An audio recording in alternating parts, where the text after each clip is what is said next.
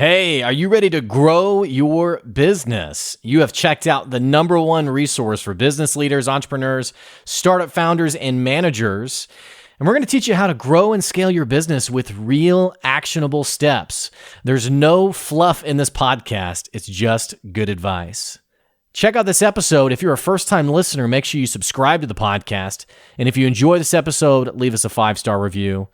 Today's episode's with our guest, Ron Coury. He joins the podcast to talk about some of his challenges in starting his business career, his venture into entrepreneurship that has spanned over 40 years. Ron is the author of a book called Tenacity. It's an incredible book. He actually tells the story of what real competition looked like when he was starting his businesses, and now some of the lessons he's learned as a result of facing some of those challenges. Whatever challenges you think you have faced in getting your business off the ground, I guarantee you there's going to be some incredible insights from Ron's story. Check out this episode. Here comes your good advice.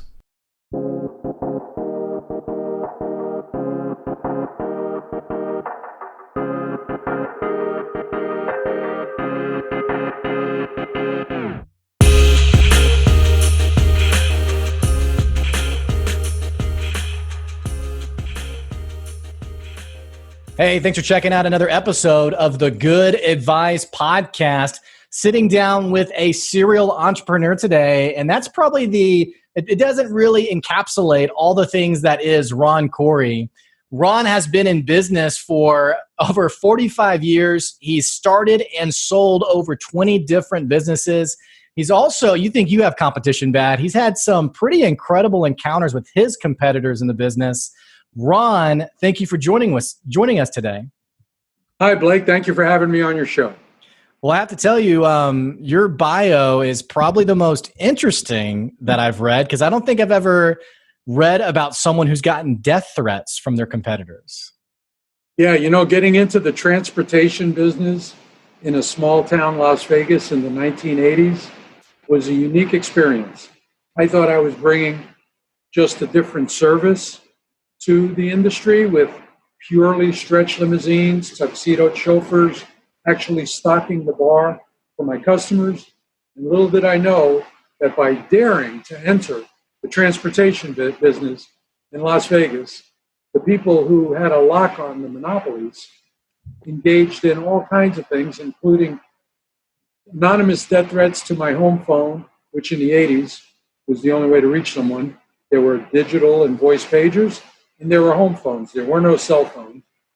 And vandalizing my limos. So it made for a very interesting chapter in my book where I described defining who I believed it was that was doing it among the 2 limousine companies in town, and how I confronted him alone, he and I on an elevator, and that my conclusions were correct because the fear I put in him ended the death threats, ended the vandalism. So I know I had the right guy, and I was able to build my company up and sell it. Well, your book Tenacity, and I love the name of the book because, and I'd be curious to hear your perception of today's entrepreneur, because reading over your bio, reading through some of the things that you've been through, you haven't just started one business, almost 24 over the last 50 years, and you have faced some challenges that it feels like today's business owner really doesn't have to deal with. But yet you see comments like, you just got to be tenacious, you have to be hardworking, you have to be diligent. I wonder if today's entrepreneur even really knows what that word means, because many of them haven't been through what you've been through over the last several years.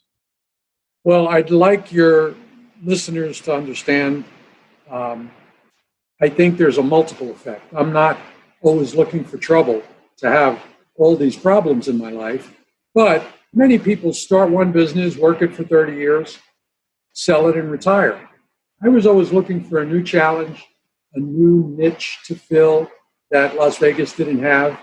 So starting out with 4 taverns and then growing beyond that to the printing company business, a wholesale glass and mirror business, the retail limousine business, among many others, the multitude of problems I had were indicative of the fact that I was going into so many businesses. And some people, rather than compete head on and just let the guy with the better mousetrap prevail, thought they were wannabe tough guys. And maybe they were successful scaring off people who did not have a level of perseverance that I enjoyed.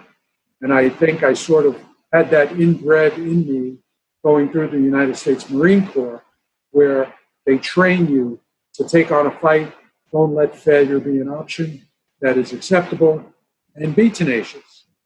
I think that helped me in business, not only to make a business succeed and manage my employees, but also when the competitor came along that wanted to play hardball, teach them a little lesson about what real hardball was and actually prevail in the battle. Yeah.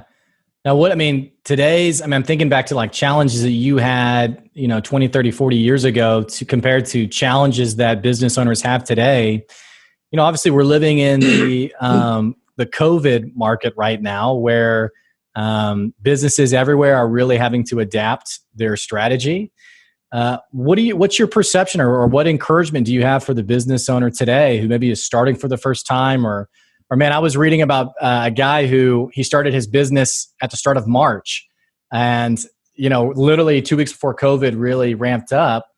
It's tough to be a business owner right now. You're obviously very business savvy. You've been around the block a time or two. What can business owners today do to stay competitive? The coronavirus pandemic is an unprecedented event in our world, particularly in our nation, with, I don't know about other states, but in Nevada, our governor shut down many businesses. And I never quite understood what was in his head that all restaurants and bars should close, but gyms and other businesses could stay open. Misguided legislating is not unique to our country. And I think while it is yet another hurdle for an entrepreneur to overcome, it's a rather unique and unprecedented hurdle dealing with the uniqueness of a pandemic. So on the one hand, these may pose struggles. Many people find something they can't survive. On the other hand, I like to consider challenges as opportunities for those that do choose to persevere. Try to find a way to build a better mousetrap, in the pandemic era, make your customers feel comfortable with changes you can make to your floor plan, training with your employees, do a little marketing to make them aware of what you've done, make them comfortable, because it's going to be very challenging for business to overcome this. And in answer to your question, I'm sorry to go on so long, but what can they do? I think one of the quickest and most important things is make sure they have a business to go back to. By that, I mean many entrepreneurs lease space. They don't own their space. And if the few that do own their space have a mortgage company and they have no cash flow since things were shut down in February and March, you've got to reach out to your landlord or your landlord, or mortgage holder rather, and communicate with them, make them aware of your situation. In my current situation, even though I've sold most of my businesses and pretty much am retired, I still own a car dealership site that I used to operate. And I've got a tenant there who has encountered challenges with the pandemic and the shutdown. And even though the governor allowed them to reopen at some point, he did the right thing. He reached out to me immediately. He said, look, I don't know what the future may hold. I don't know how long I can pay rent. It's a 6-figure rent. It's not small on a monthly basis. And when you lose your cash flow, I could only suggest to your people that they open that door of communication. Don't dodge the difficult phone calls. Confront them head on and work out a deal with your landlord or mortgage holder and explain to them you don't know how long it's going to be before you can generate revenues to the level that you need to pay the full rent, but work out a deal where you could pay partial rent or put off a couple of months And just don't dodge those difficult phone calls, because then you could face foreclosures or evictions. And you have to have a place to go back to work to. And also communicate a great deal with your employees.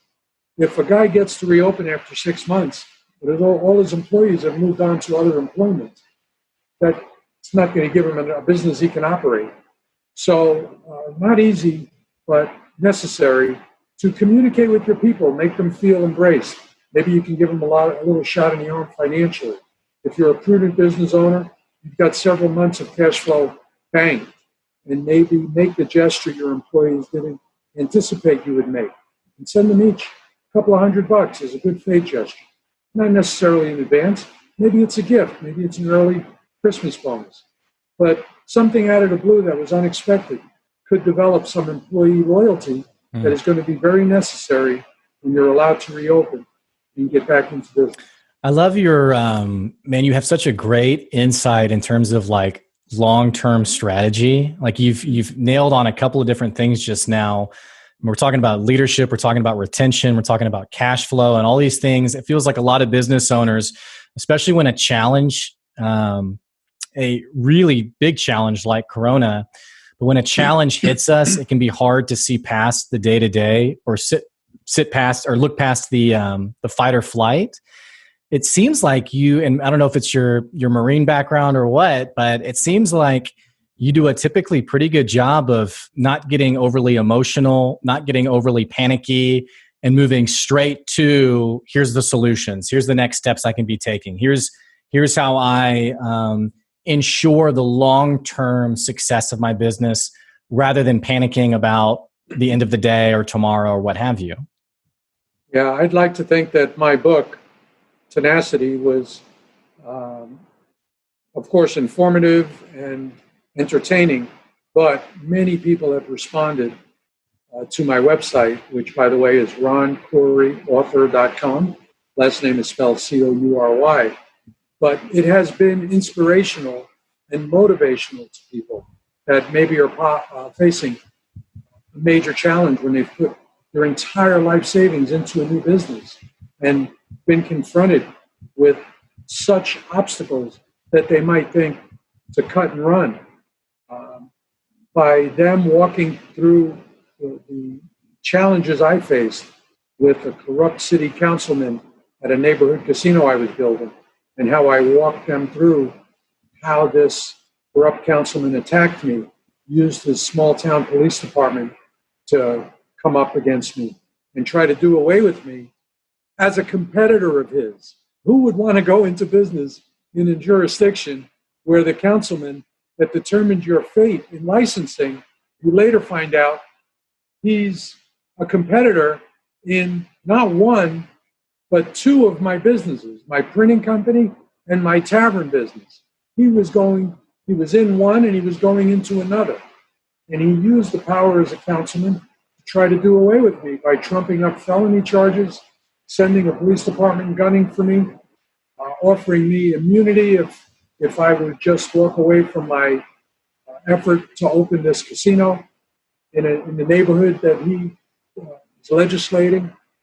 And Tenacity walks people through some very unique challenges that I faced, some of the creative ways, thinking out of the box, that I confronted those challenges and how I overcame them, not just in the limousine and the gaming and tavern business, but it walks them through my entire life story, which I've been very fortunate to receive many, many good industry reviews, 5-star reviews in all 60 cases. And I'm delighted to say that I am confident if anyone looks up my book on Amazon or orders the audio book read by actor Michael Madsen, they will be very entertained and could be inspired to succeed in their own endeavors. That's you say the actor Michael Madsen is the one who did your audiobook? Yes. When I learned that 25% of all books sold today were sold in audio form, part of my entrepreneurial spirit, the first thing I thought was, I didn't realize it was that big a percentage of the book market. So I wanted to make my audiobook stand out. I thought about getting the right voice to be the voice of Tenacity. And I first pursued Gene Hackman, who had a very good voice, I felt, and learned through his agent that he was fully retired, wasn't taking on any more jobs. But this particular agent also represented Michael Madsen, who I knew immediately who he was from Donnie Brasco and Reservoir Dogs. When I learned he was available, he was between movies, and I could negotiate a price that was acceptable to me and acceptable to him. I made arrangements, put him in a suite at the Bellagio Hotel, flew him to Vegas from Malibu, and spent a week with him in the recording studio. And my entire book, while available in paperback, hardcover, and Kindle, is also on Audible with Michael Madsen reading the entire book. That's pretty cool. Nice. Well, I don't want to geek out too much because it is very cool. But I want to go back to a comment you made a few minutes ago that I want to hone in on. You said when we were first talking about coronavirus, you said for the people who choose to overcome, or excuse me, who choose to persevere. And I feel like you said that intentionally, that people almost have this choice to persevere or not. What do you mean by that? Well, let's picture the guys, women, and husband and wives as the one person you mentioned just got into business in March. These people might have taken their life savings, spent 6 months planning, setting up, let's say it's a retail business, setting up their shop, getting ready to open. And then this pandemic occurs with no end date. You can't even plan for when life is going to go back to normal. So how many people don't have that level of perseverance in them to hang in there and work out a deal with their landlord, work out a deal with their vendors, and be there for when the pandemic subsides and they can actually do business. And only through a level of tenacity and perseverance will they ensure that they will be there as a viable business when things get back to normal. It's just, as I said, it was an unprecedented event that confronted these people. So there's no rule book or blueprint for them to follow on what to do, which is why I encourage them, whether their business was closed or they've yet to open. Many people may cut and run and say, look, let's take our losses. Let's not let them grow. Let's not build up a higher debt to our landlord and walk away from it. Well, no one solution works for everyone. But in many cases, I think they'll find landlords and mortgage lenders with a sympathetic ear. They can strike a deal that they can live with, whether it's a rent forgiveness or abatement. They need to communicate with their employees, but by perseverance, they could make sure that when their business does reopen or when they're allowed to open for the first time, they're there to try to be successful entrepreneurs. And don't cut and run just because times are tough. This will pass. This country is so resilient. I mean, the things we faced between World War I, World War II, the Korean War, the Vietnam War, this country and the American spirit can overcome anything. And this is, while different in some ways, no different in many ways. And you need people to hang in there and be there for tomorrow.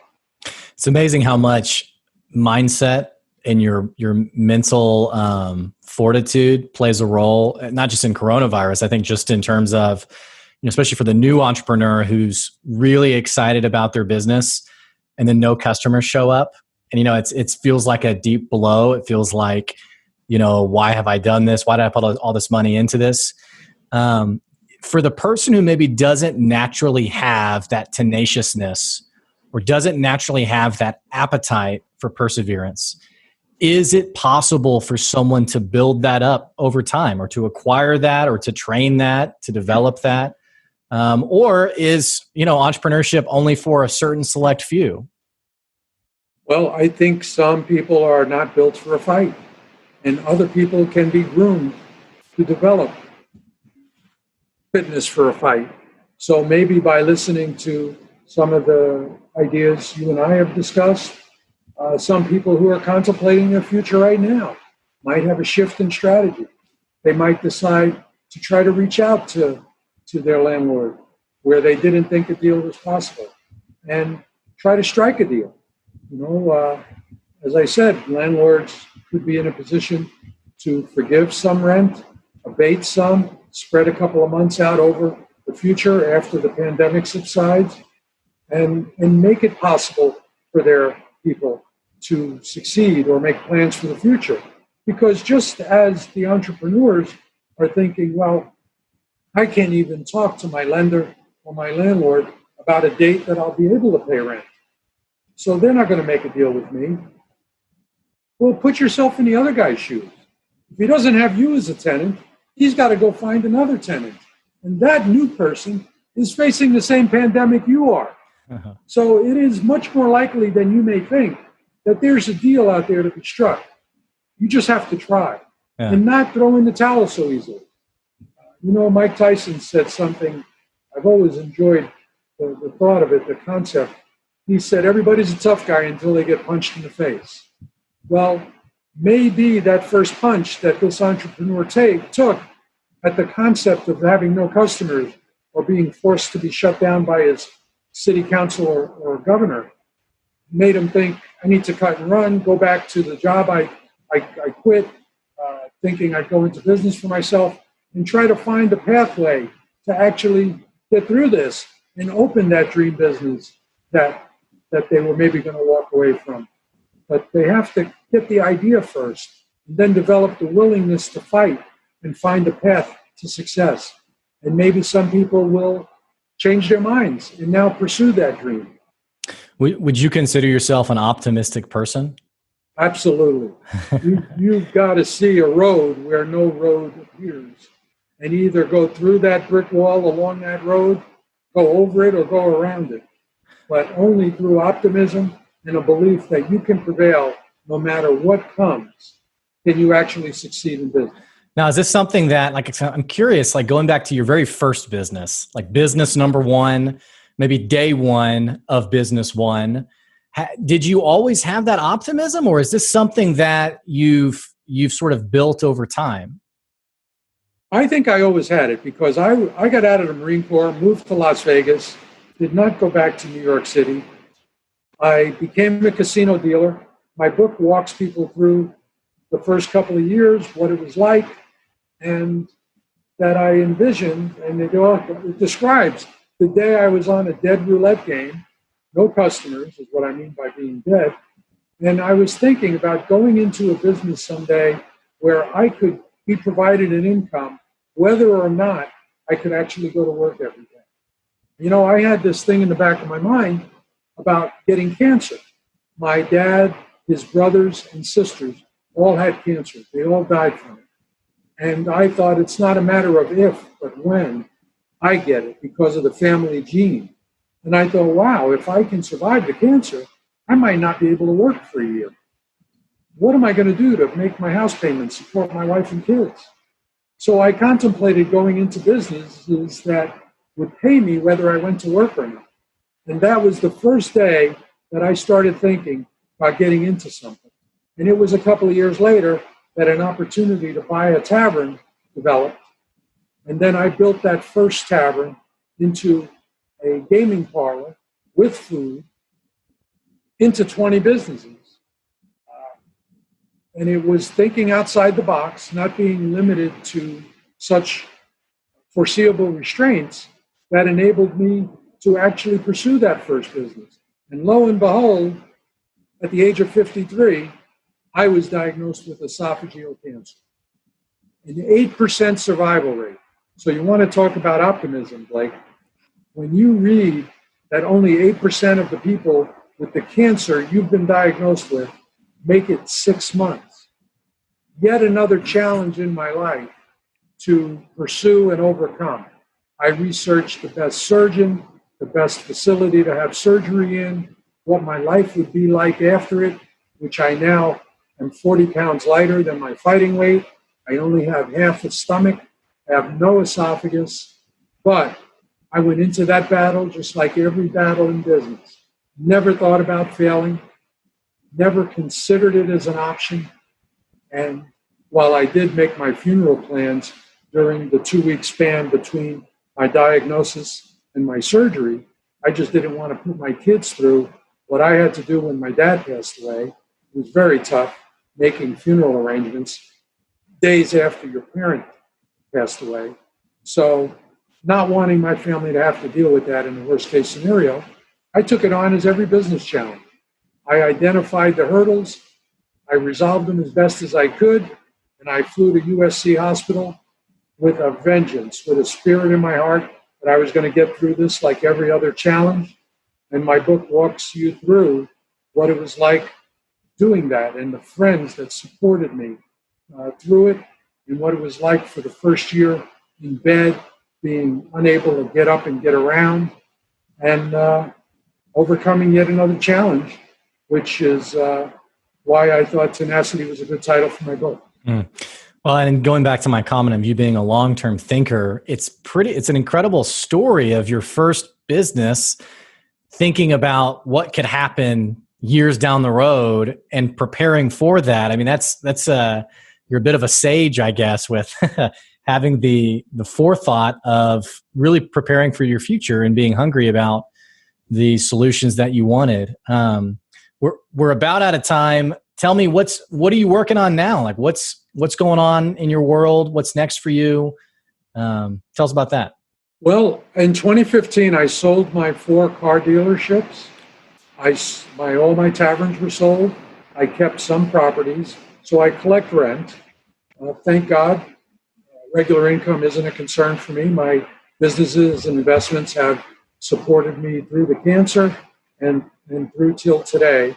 But at the age of 68, I wasn't quite ready to not do anything. I've always been in business. So in 2015, when I sold everything, sitting down for 2 years and writing a book was my next project. And now marketing the book takes a bit of time because no one knows about the book unless they hear about it in podcasts like yours. But I did go into a new business called Square Panda with Andre Agassi, the tennis legend. And Square Panda is a learning tool for children 2 through 8 to learn how to read and spell. People who are interested in learning about it can go to squarepanda.com. And we are launching our product in the United States, individually to consumers as well as in school districts. And we're based in Silicon Valley. And we are launching it in India and China as well to teach those children how to learn English, how to spell and read English. It's a great challenge. It's a great opportunity. And not only have I invested in it, but I'm on the board of directors with Andre. And it's very exciting. It sounds exciting, and I will be sure to link both the book and the website in the episode description. Ron, I am so appreciative of you joining us today. You've given us a lot of information. You've been a great interviewer, and I want to thank you for taking the time and giving me this chance. Absolutely. For our listeners, absolutely check out Ron's website, roncouryauthor.com. That's Coury. Also, check out his book, Tenacity, on Amazon, and you can also check out the Audible version as well. Hey, if you're a first-time listener and you enjoyed this episode, make sure you subscribe to the podcast for more good advice coming right to wherever you are. And be sure to leave the episode a 5-star review. Hey, thanks for listening. We'll catch you later. Take it easy. See ya.